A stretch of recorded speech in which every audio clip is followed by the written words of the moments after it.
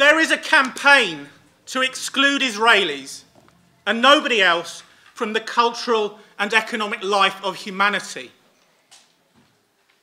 English Jews have traditionally opposed anti-Semitism quietly. They have themselves behaved like English gentlemen and ladies with stiff upper lips and phlegmatic stoicism. The idea was that if you behaved well, if you used the correct knife and fork, if you avoided being flash or gauche, then you wouldn't give people reason to hate you. But to be honest, what are you going to do about the country cousins? Israelis don't behave like English gentlemen, and they keep getting into fights with their neighbours, and they seem loud and cold and arrogant, and they have no idea how to queue for a bus.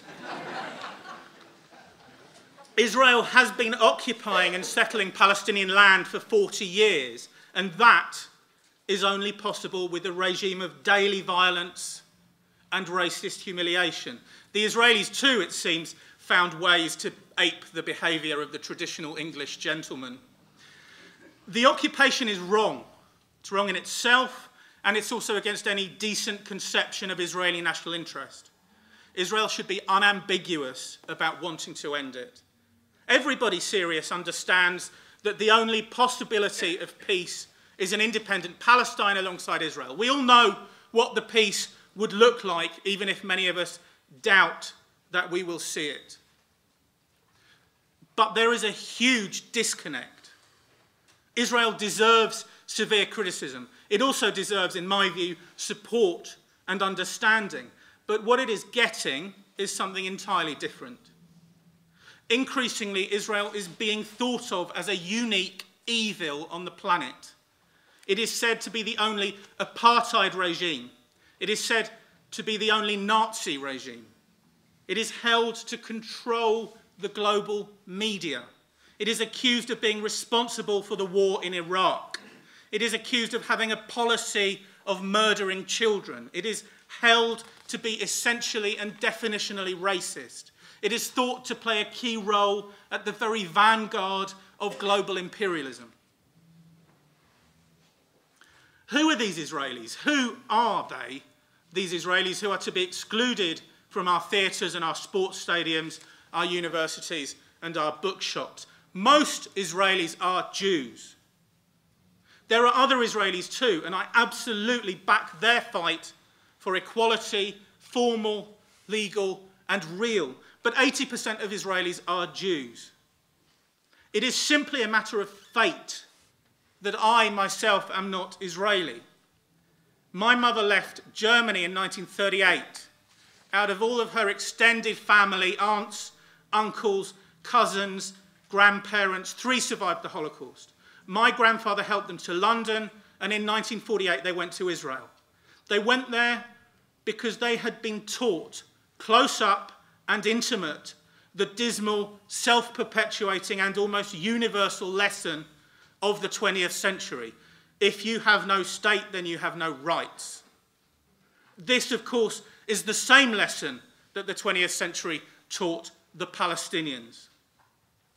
My mum's cousins loved England and Winston Churchill and the Americans who rescued them, but they could only be at home in Israel. My granddad had not experienced what they experienced.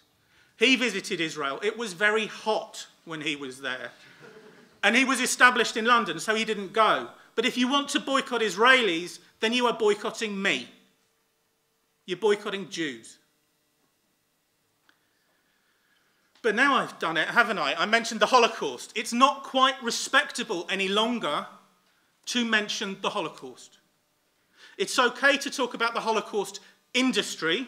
It's okay to talk about the Holocaust as an explanation for Israel's pathological condition. It's okay to talk about how the Holocaust is abused by Israel as a discourse of legitimation. It's okay to talk about the Holocaust Memorial Day as an attack on British Muslims. But we're not allowed to say, to use Marxist terminology for a moment, we're not allowed to say that it was the Holocaust which transformed the material condition of Europe such that Zionism was transformed from a utopian minority idea into a nation state. If you mention the connection between Israel and the Holocaust, you are accused of waving the shrouds of victims of racism in order to justify the racist treatment of Palestinians.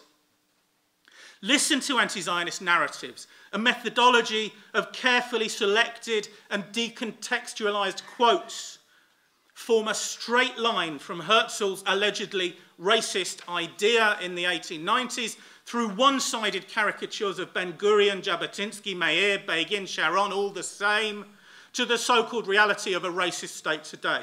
A straight line from the 19th century idea to the 21st century reality. On the Holocaust, silence. It's denied. It's not denied as historical fact, but it's denied as a decisive event in Jewish history and in the creation of a Jewish nation state. It is airbrushed out of history. The Holocaust justifies nothing, but it explains a lot. It is an irony that sends shivers up and down my spine that the Holocaust has now become a stick with which to beat Jews. But so many people's spines nowadays are desensitized to this irony. So, if you want to boycott Israelis, then boycott me. No, the boycotters respond. This is a political matter. The boycott is not punishment. It is not a racist attack. It is a temporary measure designed to help create a just peace between Israel and Palestine.